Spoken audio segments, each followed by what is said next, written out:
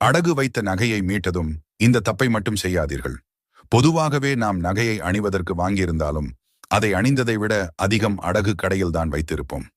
பெரும்பாலும் இருக்கும் குடும்பத்தில் நகை என்பது நம்முடைய ஏதோ ஒரு தேவைக்காக அடகில்தான் அதிகம் இருக்கும், நம் வீட்டில் இருப்பதை தாண்டி. அப்படிப்பட்ட நகைகளை நாம் அடகு வைத்த பின் திருப்பும் போது இந்த தவறுகளை மட்டும் செய்துவிட்டார்கள்.